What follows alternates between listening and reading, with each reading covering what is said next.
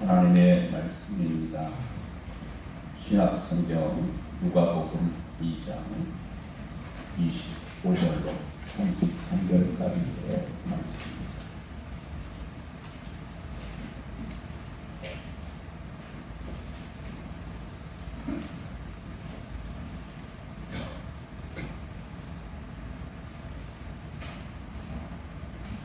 예루살렘에 시몬이라 하는 사람이 있으니 이 사람은 의롭고 경건하여 이스라엘의 위로를 기다리는 자라.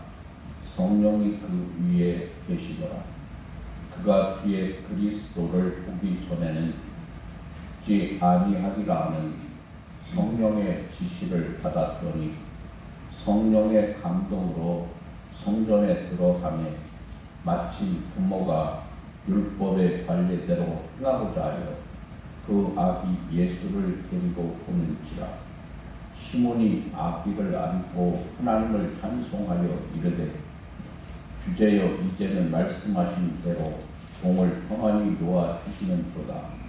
내 눈이 주의 구원을 보았사오니 이는 만민 앞에 예비하신 것이요 이방을 비추는 빛이요 주의 백성 이스라엘의 영광입니다 하니 그의 부모가 그에 대한 말들을 놀랍게 여기더라. 아멘. 살아계신 하나님의 말씀이십니다. 그리스도가 이 땅에 오심을 기다리는 달이 12월 달입니다. 기다림은 아름답습니다. 누군가를 기다리는 사람의 눈 속에는 아름다움이 들어 있습니다. 라페알의 모나리자 그림은 세계적으로 가장 유명한 그림입니다. 라파엘이 어느 날 저녁 노을이 질 때에 집으로 돌아가고 있었습니다. 한 여인이 밖에 나와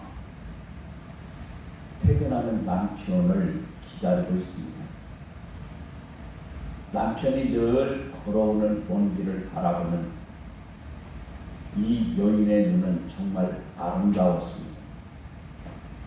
그때 미술가의 감각이 발동합니다. 소리를 지릅니다. 화성지, 화성지. 옆에 있던 제자가 그 소리를 들었습니다.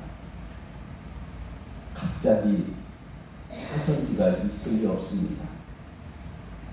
그는 마침 옆에 있던 그 방앗간 벽 옆에 술통 뚜껑이 행겨져 있는 것을 봅니다.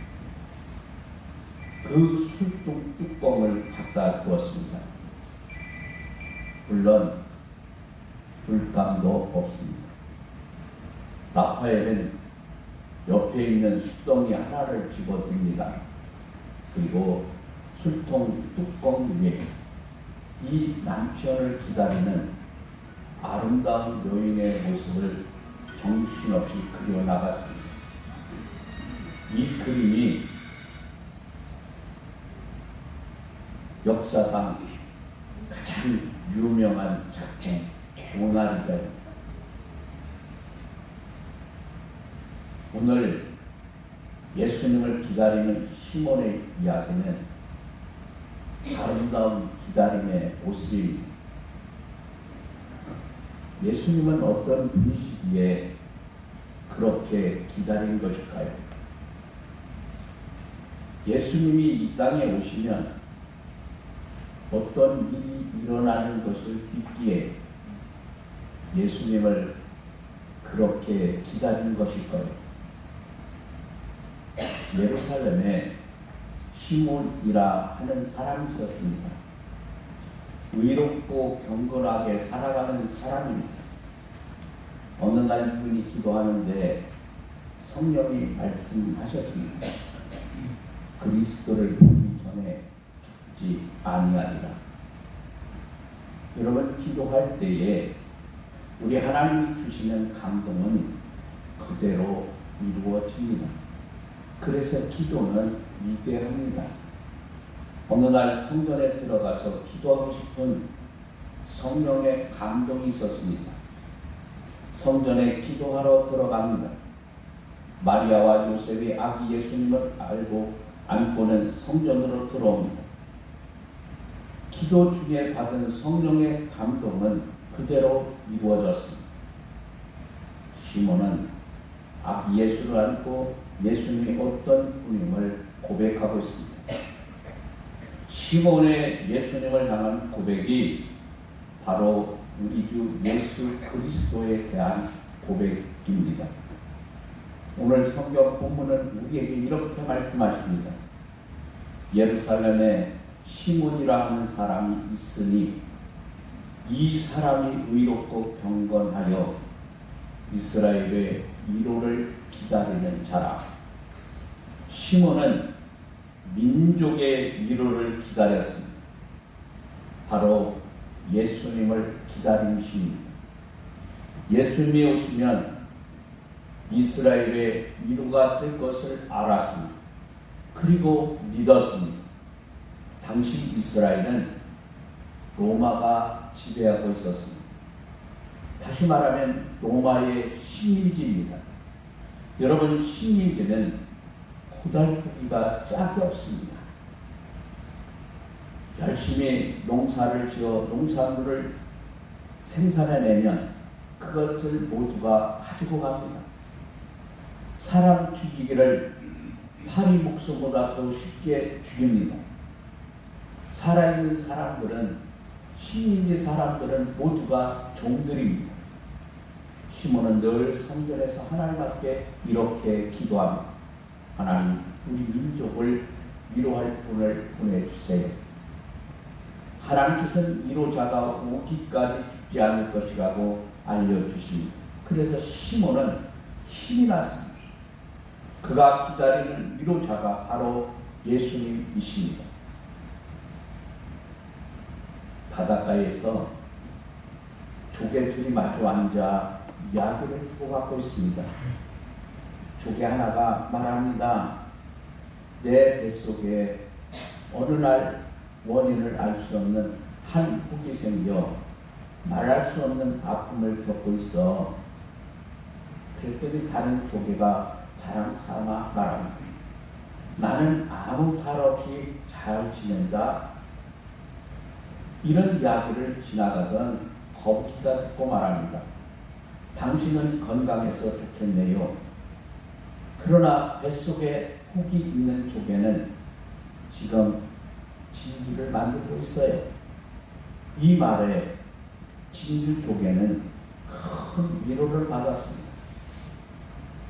어느 농부가 지나가다가 독수리 한 마리가 덫에 걸려 몸부림치고 있는 것을 봅니다. 농부는 독수리를 안타까운 나머지 덫에서 놓아 주었습니다. 독수리는 한없이 하늘 높이 날아올랐습니다. 그러던 어느 날 농부가 땅을 파다가 너무 힘이 들고 고단해서 담 밑에서 쉬다가 그만 잠이 들고 말았습니다.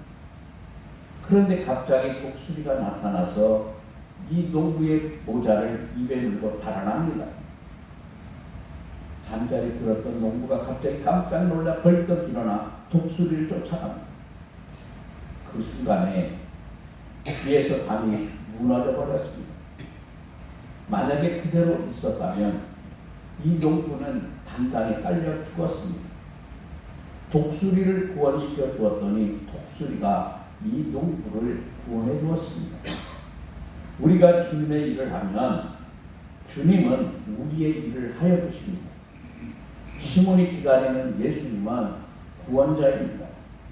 오늘 성경 본문은 우리에게 이렇게 말씀하십니다. 시몬이 아기를 안고 하나님을 찬송하여 말합니다. 내 눈이 주의 구원을 보았사오니. 예수님을 보면서 시몬은 구원을 보았다고 고백합니다. 여러분, 우리가 12월 대립절에 기다리는 우리 예수님은 구원자이십니다. 그래서 우리가 기다림이 아름다운 거예요. 존 매니엘 목사님이 설교하면서 청중들에게 물었습니다. 기찻길에 술 마시고 취한 사람이 지금 누워 있습니다. 여러분 어떻게 해야 할까요? 모두가 한 목소리로 소리를 지릅니다. 빨리 가서 기찻길에서 내려 놓아야 합니다. 그때 매니엘 목사님이 말합니다. 그렇습니다. 지금 예수님을 영접하지 않은 사람들이 바로 술 취해 기찻길에 누워있는 사람과 같습니다. 그런 사람들입니다. 지금 하나님의 심판의 기차가 달려오고 있습니다. 빨리 가서 그들을 우리가 내려놓아야 합니다. 여러분 이것이 구원입니다. 어느 학교에 유리창을 깨뜨리면 깨뜨린 학생이 변상하여야 하는 법이 있어요. 제가 이 말씀을 준비하다가 중학교 1학년 때 생각이 떠오르더라고요. 우리가 중학교 때 1학년 때 4반인데요. 1반부터 3반은 남학생이고 그때는 여학생들이요. 다 그렇게 중학교를 남학생만큼 많이 안 가는 시절 아닙니까? 그래가지고 여학생들은 한 반인데 그 강단을 반을 나눠가지고 2학년과 1학년이 공부를 해가지고 여학생은 우리는 60명이라고 한 80명 될 것 같아. 근데 음악 시간이요. 제가 죄송하지만 1학년 때, 중학교 1학년 때 실장을 했어요. 반장을 했는데 꼭 옛날에는 그 중학교, 시골 중학교에 피아노가 없는 거예요. 그 뭐가 있냐면 풍금이에요. 풍금. 그죠? 그러면 음악 시간이 4반 여학생들 반 끝나고 우리 3반이 그 다음 음악 시간이에요. 그러면 풍금을 날려야 되면 음악 선생님, 여 선생님이 저에게 꼭 실장 꼭 풍금 갖다 놔. 그리고 또 풍금을 갖다 놔야 음악 수업이 되는 거 아니에요. 그런데 짓궂은 여학생들이 이제 남학생들이 오면요 막 이게 뭐 못 가져가게 막 맞고 장난치잖아요. 지금 친구들끼리니까. 그러다가요 유리창 하나 털썩 닦았어요. 그럼 어떻게 할 거예요? 그래가지고 담임선생님이 부르더라고요. 그래서 그때 또 600원인가 그래가지고 불어는 기억이 떠올랐어요. 여러분 아마 이 학교도 그런 법이 있었던 것 같아요. 그래가지고 어느 날 아주 가난한 학생이 그냥 공놀이 하다가 유리창 한 장 뺀 거예요. 집안이 가난하니까 여러분 변상할 수 없습니다. 그런데 그 인자하고 사랑이 많은 교장 선생님이 학생 부르더니 그 유리창 값 대신해 주었습니다. 그리고 그 학생 용서받았습니다. 여러분 이것이 바로 구원이라는 말입니다. 죄의 값은 사망입니다. 우리 모두는 죄인입니다. 우리가 죄로 인하여 죽어야 마땅할 때 예수님이 이 땅에 오셔서 우리의 죄를 짊어지고 죽으셨습니다. 그래서 예수님은 우리의 구원자가 되어주셨습니다. 오직 예수님 외에 구원자가 이 지구상에는 한 분도 없습니다. 오직 예수이십니다. 그래서 우리는 오직 예수, 오직 믿음. 그래서 우리가 그렇게 외치는 것 아닙니까? 시몬이 기다리는 예수님은 빛이십니다. 오늘 성경 본문은 우리에게 또 이렇게 말씀합니다. 시몬이 아기를 안고 하나님을 찬송하여 이르되 내 눈이 주의 구원을 보았사오니 이는 만민 앞에 예비하신 것이요 이방을 비추는 빛이요 주의 백성 이스라엘의 영광이니이다. 여러분 빛의 특징은 뭘까요? 빛은 밝은 거예요. 어둠의 반대입니다. 빛이 있으면 아무리 칠 같은 어둠이라도 물러가게 되어 있습니다. 그래서 예수님은 나는 세상의 빛이니 나를 따르는 자는 어둠에 다니지 아니한다 말씀하십니다. 그래서 여러분 예수님이 가는 곳에는 어둠이 물러갈 수밖에 없습니다. 예수님의 말씀이 전파되는 곳에는 희망이 있고 소망이 있고 살리는 생명의 역사가 있는 거예요. 어두운 방에 빛 한 줄기 들어오면 우리 눈에 보이지 않던 먼지들이 떠도는 것을 훤히 볼 수가 있습니다.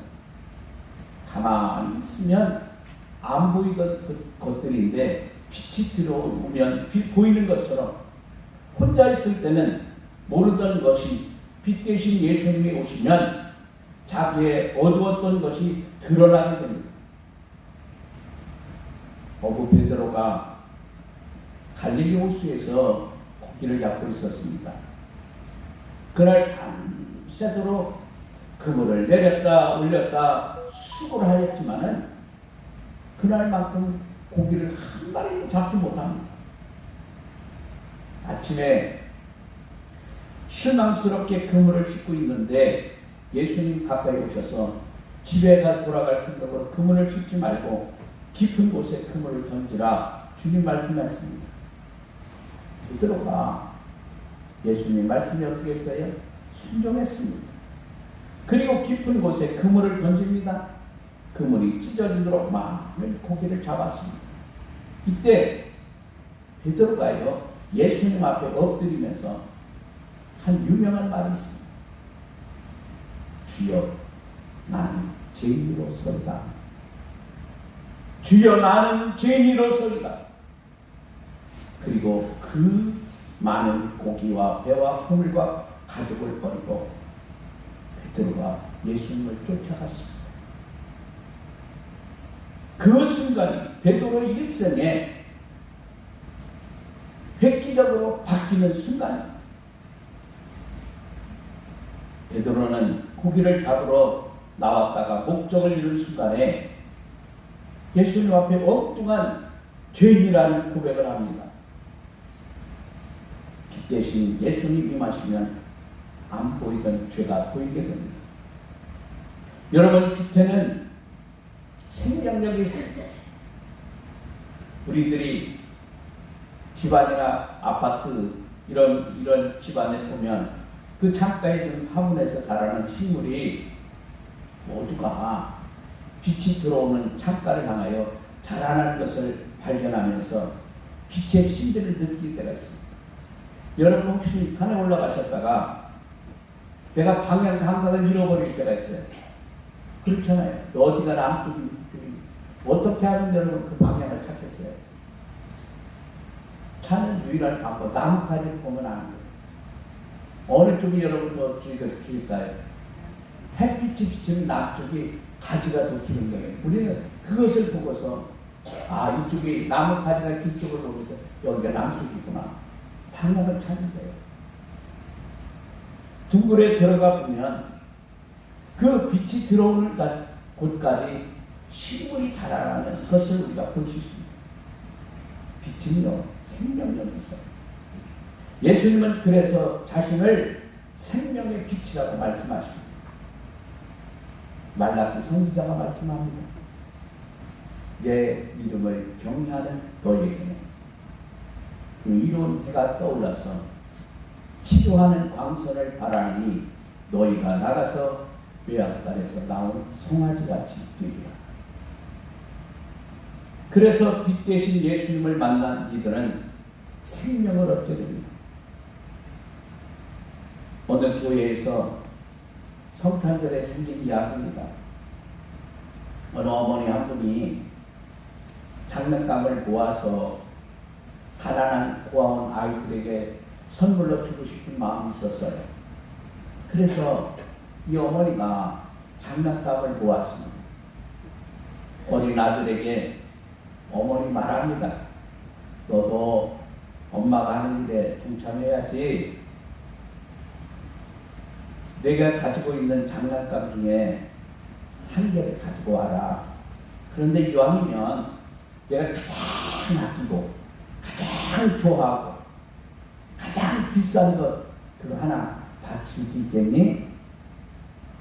이 아들이 마음 착했던 것 같아요. 어머니 말에 순종했습니다. 이 아들에게는 한 4m 정도 되는 좋은 모형의 비행기가 하나 있었습니다. 여러분 한 4m 얼마나 커요? 그러니까 비싸고 좋은 장난감 정말로 얼마나 멋있는지 하늘을 날아가는 모형 비행기입니다. 이것을 엄마에게 드렸습니다. 그가 세월이 지나서 18년이 지난 어느 날 그는 목사가 되었습니다. 그런데 어느 가정에 신방을 가게 되는 거죠. 그런데 그 오염 자기 것 알잖아요. 아무리 세월이 지나서도 자기 것은 자기가 알잖아요. 딱 보니까 자기가 그때 고아원의 엄마를 통해서 준 그 모형 비행기 선물이 그 집안에 딱 전시가 되어 있는 거예요. 보니까 자기 모형 비행기를 선물을 받은 그 고아원 아이가 이제는 그 장난감을 보고 꿈을 키워서 비행기 조종사가 되었습니다. 여러분, 선물 하나가 한 사람의 인생을 바꾸는 생명력이 있었던 거죠. 예수님의 이름으로 한 일은 여러분 생명력이 있어서 사람을 변화시킵니다. 그렇습니다. 시몬은 성령의 음성을 들을 수 있는 영성을 지니고 있습니다. 그래서 성경은 그를 의롭고 경건한 사람이라고 말합니다. 예수님을 보기 전에는 죽지 않는다는 성령의 감동을 안고 예수님을 기다리며 산 사람이 시몬입니다. 그가 예수님을 안고 말합니다. 예수님은 인도자이십니다. 예수님은 구원자이십니다. 예수님은 빛이십니다. 그때 예수님의 아버지 어머니조차도 이 시몬의 말이 무슨 말인지 몰라서 놀랬다고 성경은 우리에게 기록하고 있습니다. 여러분, 오늘 본문 2장 33절에 보세요. 그의 부모가 그에 대한 말들을 놀랍게 여기더라. 예수님은 사랑이십니다. 여러분, 기다림은 아름답습니다. 예수님을 기다리기 시작하는 여러분, 이 12월달에 되십시오. 기다리는 우리 모두에게 주님은 다가와 주십니다. 그래서 아름다운 기다림, 행복한 기다림, 하나님께 영광 돌리는 기다림의 절기들이 되시기를 간절히 원합니다. 기도하겠습니다. 누군가 희망을 가지고 기다린다는 것은 아름답습니다. 한 여인이 한 남편을 퇴근하는 그 모습 속에 아름다운 모습을 발견하고 그린 그림은 세계적인 유명한 모나리자라고 하는 작품을 남길 수 있었습니다. 시몬이라고 하는 의롭고 경건한 사람의 한 기다림은 예수님이 위로자가 되셨고 우리의 빛이 되셨고 생명의 되셨고 은혜의 능력의 기다림이 되었습니다. 오늘도 기다림의 절기를 주신 주님, 우리가 기다림이 있다는, 희망이 있다는 이 소식을 우리는 행복한 그리스도인이요 하나님의 자녀라고 하는 사실입니다. 오늘도 주신 말씀을 기억하면서 이 기다림의 절기에 우리가 누군가에게 희망이 되고 복음을 전함으로 구원받는 백성이 날마다 더해가요. 하나님의 나라가 확장되고 하나님께 영광 돌리는 귀한 대림절 절기가 되게 하옵소서. 우리에게 언제나 소망과 꿈과 비전으로 함께 하시는 예수님 귀하신 이름으로 기도합니다. 아멘.